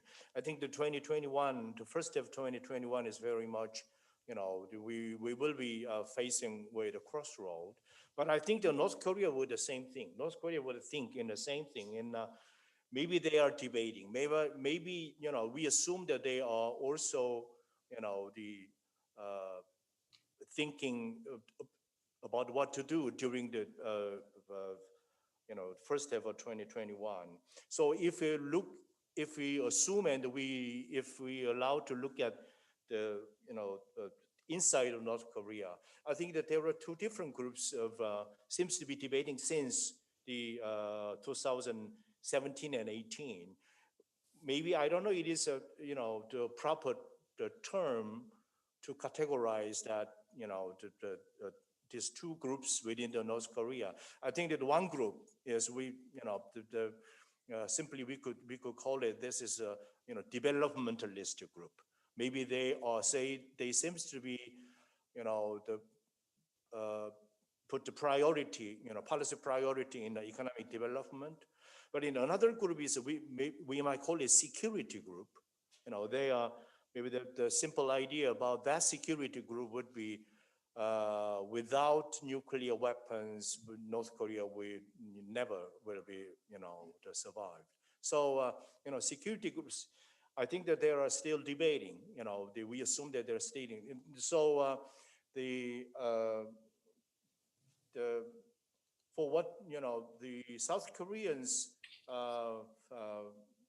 strategy for the next year, I think that if we assume that there are debating within North Korea, I think that the Kim Jong-un, we should make Kim Jong-un to stay on the on the road of the so-called developmental the group.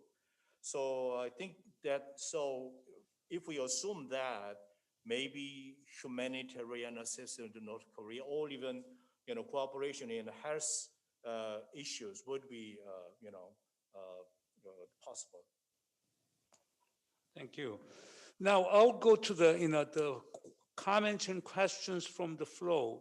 Now this question was raised by Dr. Kyung Sung of the Institute for National Security Strategy. Now, his first question goes to Dr. Trebetten. You mentioned the growing importance of civilian sector intelligence and how national intelligence organization can cultivate and promote cooperation with this private sector or civilian sector intelligence capability. Can you give us some examples for this kinds of collaboration between the two? You are referring to outsourcing of national intelligence work to the civilian sector, or in what way can there be some kind of creative, the symbiosis between the private sector and national intelligence organization? That was one of the topics you dealt with in your Cambridge University Press book. Yes, let me give you start with a couple of examples from my own experience. Forgive the personal examples, but the one I know, the mechanism I know best is the one at the National Intelligence Council. It has something called Intelligence Community Associates, basically. When I left, there were about 200, mostly academics and think tank people from around the country, mostly without security clearances. And they were kind of on call to do various things with the NIC. Sometimes they would prepare trips. If somebody was taking a trip to an interesting country, a good academic on that country might help them prepare. Other times they would do reports. Sometimes they would take trips on their own and then send reports back. Some of them did have security clearances, so we'd use them for classified papers. That was one mechanism that I thought worked really quite well. It does require, since intelligence services by nature are pretty closed and always worried about sources and methods, and therefore always worried about contacts with uncleared outsiders. But so it takes some cultural change, it seems to me, to get to the point where reaching out is natural. But it seems there's such opportunity out there. One more personal experience example, I at one point thought that I would do a weekly note from the chairman, because I wanted to distribute it to sort of the deputy secretaries and that level of people around the government. And I experimented with different formats, I realized if I sort of curated pieces we'd already done, then I'd be more confusing than helpful. But when I thought, well, why don't I just step back and give a sort of weekly view of the world from where I sat, I realized when I looked at that I probably couldn't do better than Ian Bremmer, the head of Eurasia Group, a private intelligence group. And so I scrapped the idea.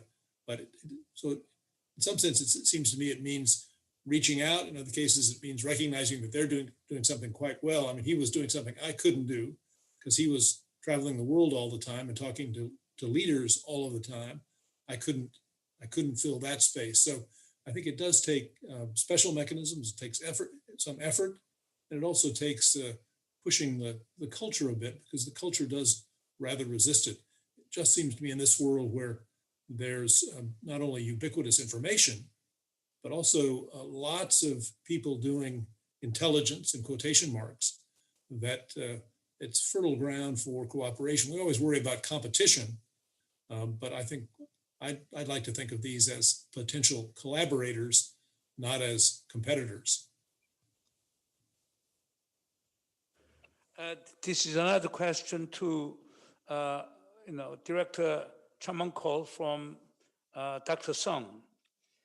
Now, like South Korea, Asian countries are now confronting the issue of choice between China and the United States. The particular United States has been putting a lot of pressures on the countries in Northeast Asia and in Southeast Asia to make a choice between China and the United States. How, ASEAN countries, including Thailand, are dealing with this kind of issue?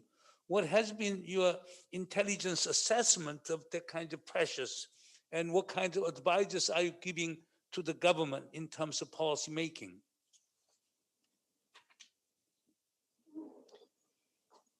I think that Thailand stand on that's the national benefits first, and from the past time, the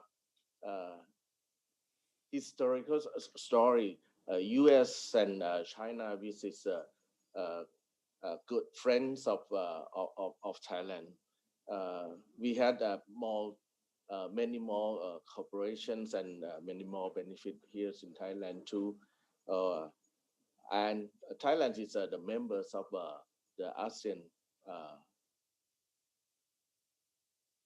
So that's why we have to share some benefit together. That is I think that for the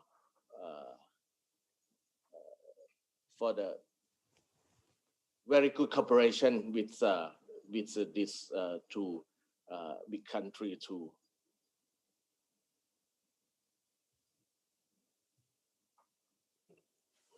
Ambassador Titrani, this question is addressed to you. Okay, now President-elect Biden is emphasizing the importance of American leadership in the world, but the Trump administration has done enough damage to the American leadership in the world. Can the Biden administration restore all the American leadership? And particularly American leadership, there has been argument that the United States should lead a coalition of democracies to confront rise of China. Would the other democratic countries will support that kind of American attempt? Well, I think with the Biden administration and President-elect Biden has made it very clear, he's looking at multilateralism. He's looking at reconstituting these relationships.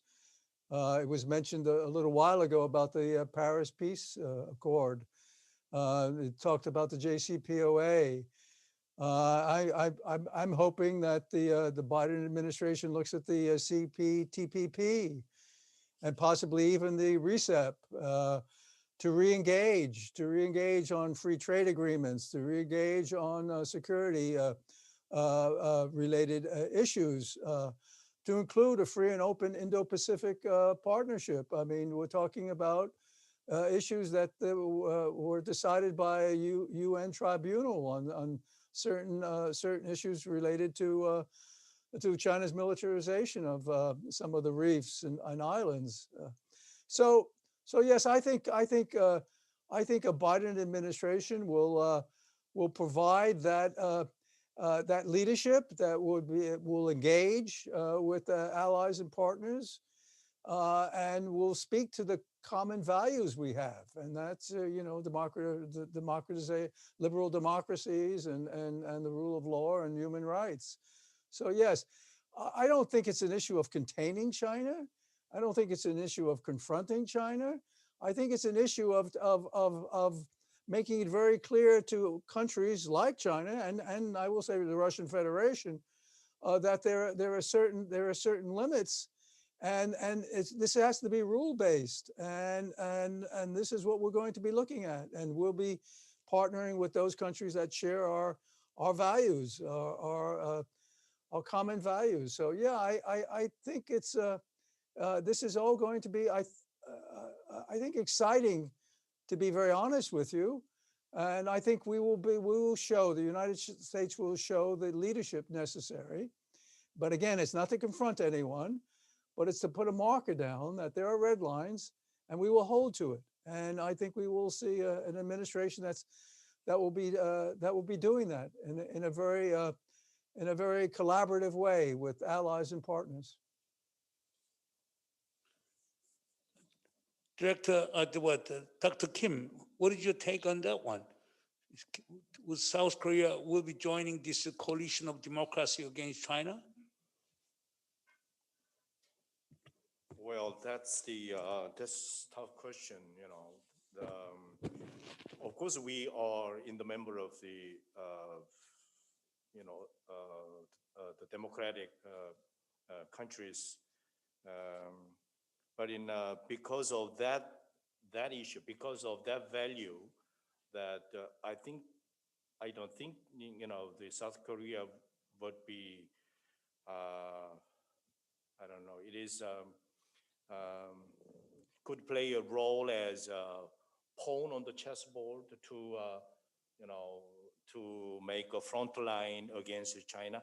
I think there would be an option for South Korean government, not to this government, but in the near future. That I mean, the South Korea, as you know, the South Korea is surrounded by the many big powers. So we have been searching for the good options in the field of foreign policy. Bilateral alliance with the United States was successful, but at the same time, any government, looking back to history of South Korean government, any government has to try to combine with the bilateral alliance with the United States plus something, so we call it alliance plus alpha. During the 20 years ago, during the Kim Dae-jung government, officially the South Korean government declared that we are going to pursue that we are one alliance plus three friendship. So maybe that's, and also under the Nominal government that Northeast Asian balancing theory, balancing South Korea is a balancer in Northeast Asia. That is the real meaning of balance at that time was the how to play a role as a facilitator for peace and how to play an initiator, for peace. So that all of these kind of things that we do not want to ruin or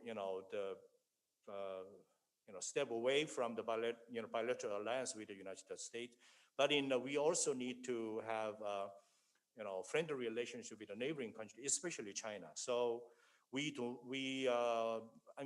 victimized, being a victim of the new Cold War situation. I mean, that would be the worst scenario for South Korea. So diplomatic, how to search for the diplomatic flexibility or maneuverability will be, the necessary option for the South Korea.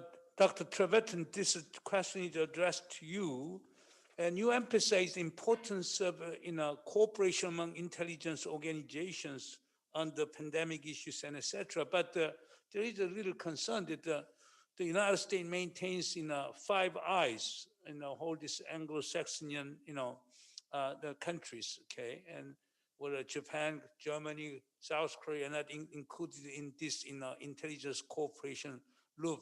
What is your take on that one? Is there any intentional plan to expand this transparent, close intelligence cooperation with other allies? If it were up to me, I think I would do it. I would turn the Five Eyes into 6 or 8 or 10 or 12. The question always arises then who they are.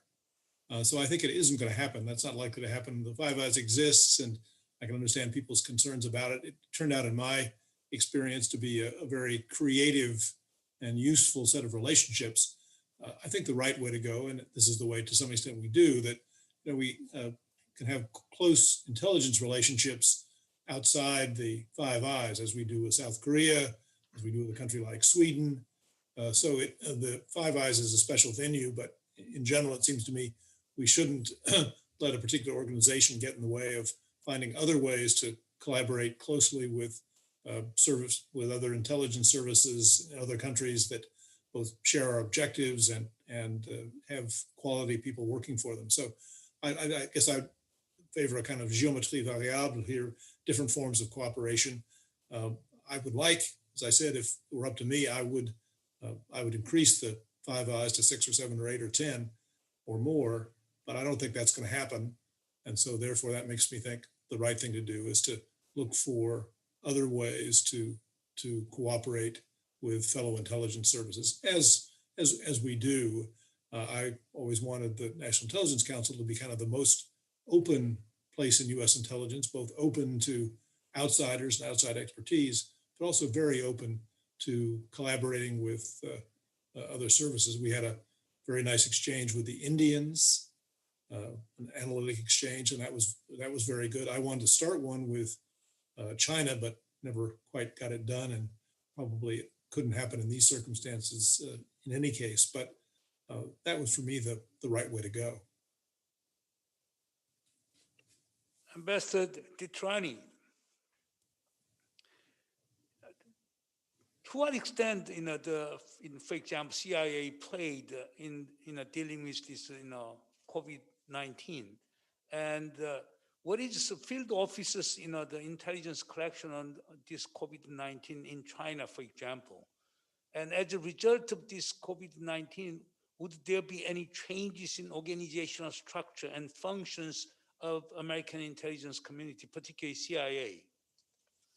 Well, I'm no longer with the CIA, so I really don't know, but I would assume that there will be more of a focus on looking at these viruses and health related issues and pathogens and viruses and so forth. Again, and I go back to my default, which is the World Health Organization, and these are issues of common interest between all our allies and partners in all countries with the World Health Organization. So yes, I do think there'll be more focus. I personally don't think I think in regards to working with the private sector, I think there'll be more of an outreach to public health experts to talk about what are some of the key indicators, what are some of the things you should be looking at, so that indeed, the intelligence services would be mindful of these certain indicators, assuming they're not being articulated to the World Health Organization and in bilateral exchanges, which I believe most countries have with their respective health service organizations. So, yeah, I think there'd be more focus. I think that's the reality of it. I think getting more expertise into the CIA and other intelligence organizations with healthcare experts who understand pathogens and viruses and how they spread and what are the key indicators, so that to be a little more articulate, even assuming that this is all being done through normal diplomacy and normal healthcare to healthcare relationships between our respective countries and indeed with the World Health Organization. Director, Chimonko, this question is addressed to you. That is what? Has this pandemic, has COVID-19 changed, the intelligence, the agenda of National Intelligence Agency of Thailand, particularly, has this pandemic become one of top priorities of your intelligence agency?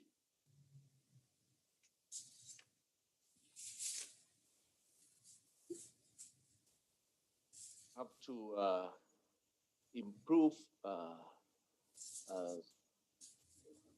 some, some agenda, and to focus more internal security, especially in the healthcare security for the Thai people, and we have to more involved with the private sector, because have to access how the pandemics is to impact in every sector, and we have to improve the online activity that maybe is involved with some threat that come from the technology. This is also NIA have to improve the job, and especially we have to set some NICC or National Intelligence Community Corporation to share all of information that to focus more threat that become to the government too. That's all the NIA have to improve the function.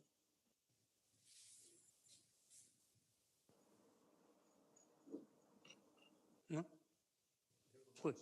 Can I ask you a question Please go ahead. Ambassador Titurani, can I ask you a question that you spoke of, whether the Biden administration would be successful to restore the leadership in the global politics. I mean, we still do not know what that Biden would succeed or not. But in what do you think is that the most important element if we think about new international leadership? What is the core elements of the so-called international leadership, especially after the suffering of the COVID-19? Well, I think it's working with our allies and partners and working with international organizations that address issues that touch the national security of all countries, whether it be with pandemics, whether it be with climate change, whether it be with the Nuclear Non-Proliferation Treaty and nuclear proliferation, the same thing with chemical and biological. I think it's engaging with the same thing with human rights, working with the UN on human rights issues. It's engaging with all those international institutions that are working on all these transnational issues that speak to the common good for all countries and all people.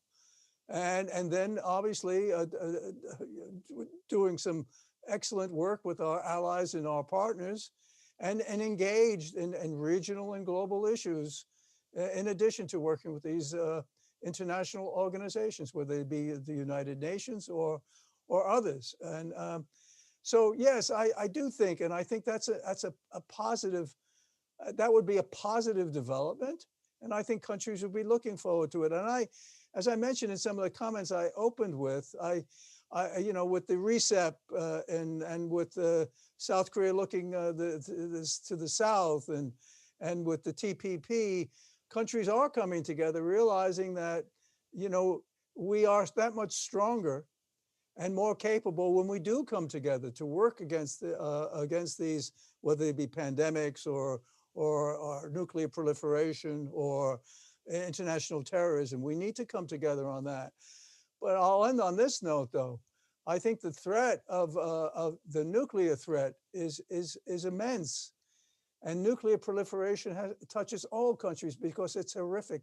God forbid if anything happened in that area, and with the introduction of tactical nuclear weapons, et cetera. So there's a myriad of issues that requires U.S. not only participation, and hopefully, and I'm confident it will be that U.S. leadership that is not targeted against any country. It's not focused to contain or marginalize anyone. It's a question of using our resources well for the common good. Professor Treverton, if I ask you the same question to you, what would be your response? What is core elements of the international leadership after COVID-19? I think I broadly agree with Joe. It's really reaching out to allies. It's reminding allies they're important, that we support them, we want to work with them. And so it's trying to turn around the tone that with this administration has had the sense that allies are a burden, not a benefit. And so turning that around, I think is relatively, will be relatively easy for Mr. Biden. Now, everybody's going to have memories. So having been burned once, they'll wonder, could this happen again, given the volatility and gridlock in American politics? So I think allies will be a bit wary, but they'll certainly be receptive. I think that's the first thing. The second thing is a re-emphasis on diplomacy. The State Department badly needs some rebuilding and some refurbishing. I think Biden and his team there, I know Tony, I had the chance to work with Tony Blinken. He's a great choice, and they're trying to rebuild diplomacy. And I think third is, as Joe also mentioned, is reaching out and making use of working with international organizations. We were all somewhat disappointed in the WHO's performance during this last pandemic, but we have to keep reminding ourselves that while those organizations do what members want, they only do what members want, right? They don't have autonomous existences, and therefore the way to make them better is to want them to be better and provide the funding and technical assistance and people to make that happen. So I think that is an important third element, and again, something that should be relatively easy for a Biden administration to do. Director Chomoko, this will be the last comment or the question from the floor. You emphasize the importance of this, virtual communication since the pandemic, and what kinds of, telecommunication platform your agency has been using, and how have you securitized your, these communication channels? Since I'm on the outside now, I'm not sure how they're coping. This is a hard challenge because they're used to having a few places where you can do highly secure teleconferences or video conferences. We would have, for instance, at the NIC, we had a facility in our offices, so we could do that. We'd have a weekly meeting with our counterparts in London, the Joint Intelligence Committee. But now they're faced with a world in which people have to work at home or work in shifts. So I think this will be a real challenge for intelligence agencies to try and beef up their abilities, both to let people work other than in secured facilities. That's real hard. And also to beef up their capacity to be in virtual contact with their counterparts around the world. It's so much easier, I found, even with close allies, if we tried to get them a paper we'd done, it would have to go through all these reviews and it would take months. But if we had a conversation, we could have a good conversation and not have to worry quite so much about the details of some paper, have a good collaboration. And so having more facilities, more ways to do that virtually as opposed to physically, I think that'll be a real challenge, but an important one for intelligence agencies. Director Chamakol, what is the case of Thailand? I agree with Professor Treverton to and that in the months of pandemic, I have for my staff, I used the way to work that we call it work from home now, and set up some the communication line. But I think that it's not about the intelligence way. It's not it's secure to use some online communication, but it's very important now. Maybe have to use the other ways, just like but Thailand, I think that now we can use to the way that face-to-face together can do now, but have to prepare the second ways to work on with the intelligence way too. Thank you very much. It was very rich in a discussion, and particularly comments and questions from the floor were quite outstanding. Let me conclude this session by making some summary, statement, and I'll make the summary statement in Korean so that Korean audience can have a better access to our discussions.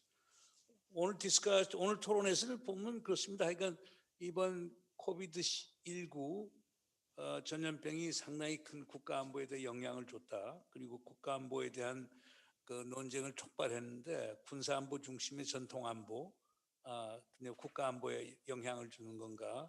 또는 또 비전통안보해서 인간안보를 포함해서 지구촌 차원에 있어서 안보의 중요성, 어느 게 더 중요한가라고 하는 건데 물론 지구촌 차원에 있어서의 인간안보의 중요성이 대두가 됐는데 디트라니 대사께서 지적했지만 결국에 나라마다 아직도 전통안보, 군사안보가 상당히 중요하다라고 하는 것.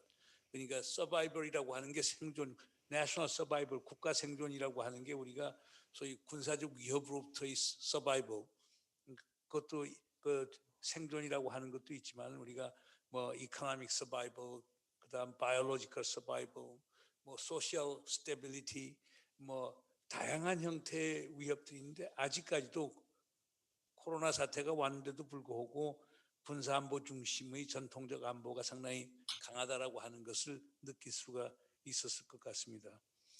그리고 두 번째라고 하는 것은 아직도 가령 지금 그렉 트레버턴 박사님께서 그 의장으로 있었던 National Intelligence Council에서는 2004년부터 그러니까 2001년에 9일 그러니까 9/11 사태가 나면서 그 테러 그룹과 같은 초국가적 위협이 중요하지만 그 못지않게 이 팬데믹 전염병의 위협이 있을 거라고 하는 스트래티직 와닝 전략적 경고를 분명히 줬었는데 그 후에 follow-up이 되지 않았다는 겁니다. 그래서 그러니까 결국에 뭐 National Intelligence Council이라고 하는 게 중기, 장기 정보 예측, 그 인텔리전스 이스티메이트를 만드는 거거든요. 그런 쪽에서 줬는데도 데이투데이 오퍼레이션 하는 데서는 그게 follow-up이 되지 않으면서 지금 이런 사태가 왔다라고 하는 건데 이거에 주는 시사점은 상당히 큰 거라고 생각이 됩니다. 우리 국가정보기관에서도 단기적인 그 데이투데이 인텔리전스 뭐 브리핑을 포함해서 정보를 수집하고 분석을 하는 것도 중요하지만은 중장기적인 정보 예측하고 이렇게 조화를 시키는 것. 그다음에 거기에서 수집과 분석의 우선순위를 정해서 그게 정책에 반영될 수 있도록 노력하는 게 상당히 중요하다는 게 두 번째 교훈인 것 같고요. 세 번째 교훈이라고 하는 것은 그 협력의 중요성이 많이 강조가 된 것 같습니다. 협력의 중요성 중에 하나는 결국에 뭐냐, 국가정보기관이 혼자서 다 할 수가 없기 때문에 민간 부분하고 협력이라고 하는 게 상당히 중요하다. 또 사실 그렇지 않습니까? 우리가 보통 지금 우리가 정보라고 하는 게 휴먼 인텔리전스에서 인간 정보가 있고, 두 번째가 테크니컬 인텔리전스에서 기술 정보가 이민트, 소위 이미저리 인텔리전스에서 영상 정보가 있고, 그다음 시그널 인텔리전스에서 암호 정보가 있고, 마지막이 우리가 오픈 소스 인텔리전스라고 해서 공개 출처 정보가 있거든요. 근데 지금 전 세계 정보기관의 거의 대부분이 결국 아마 정보의 95에서 96% 정도는 오픈 소스 인텔리전스, 공개 출처 정보에 의존을 할 거예요. 그럼 공개 출처 정보라고 하는 걸 생산하는 주체들은 전부 다 민간 부분이거든요. 그러니까 이제 민간하고 어떻게 협력하느냐는 게 상당히 중요한 거죠. 가령 미 CIA 같은 데는 이미 오래전부터 아웃소싱을 줍니다. 물론 이제 CIA 인텔리전스 그 분석관들 중에서 리타이어한 사람들한테 이제 그 주는 거긴 하지만은 그 외부에 아웃소싱을 주면서 해나가는 거거든요. 그래서 일종의 네트워크를 구성해서 클러스터 네트워크를 통해서 거기에서 이제 변화하는 환경에 맞춰서 나가는데 아마 그 중요성이라고 하는 게 특히 이제 팬데믹 코비드-19 이후에 재택근무들 자꾸 하게 되니까 직접 컨택트를 안 하게 되면은 민간 부분하고 협력을 통해서 해나갈 수 있다고 생각이 되는데, 그건 우리 트라베튼 박사님께서 그 캠브리지에서 나온 두 권의 책에서 많이 논의를 한 겁니다. 세 번째로는 국가 간 협력의 문제입니다. 국가 간 협력의 문제, 국가 정보기관 간의 협력의 문제도 있겠죠.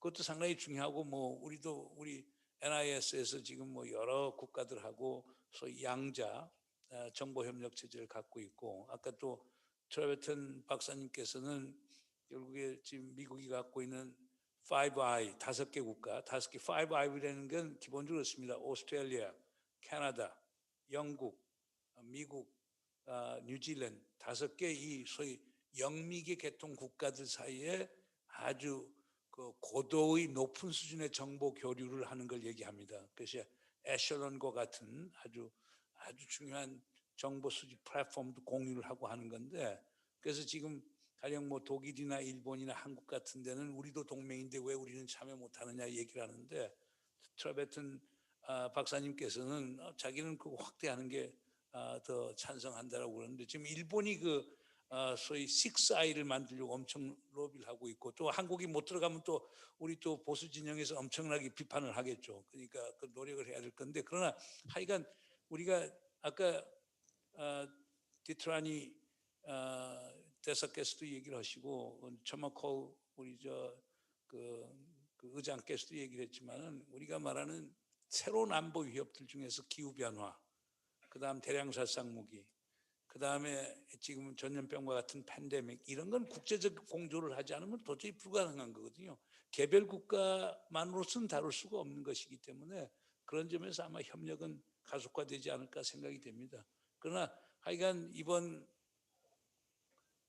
코비드-19가 엄청난 변화를 가져왔는데, 이런 것들이 우리 국가 정보기관에 어떤 영향을 주느냐라고 하는 건 아무래도 좀 시간을 두고 평가를 해야 될 것 같습니다.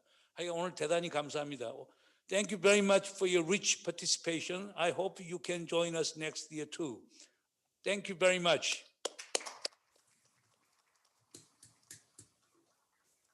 Bye bye. Bye bye, Greg. Bye bye, Joe. Bye bye. Thank Okay. you. Director McCall. 이상 마치도록 하겠습니다.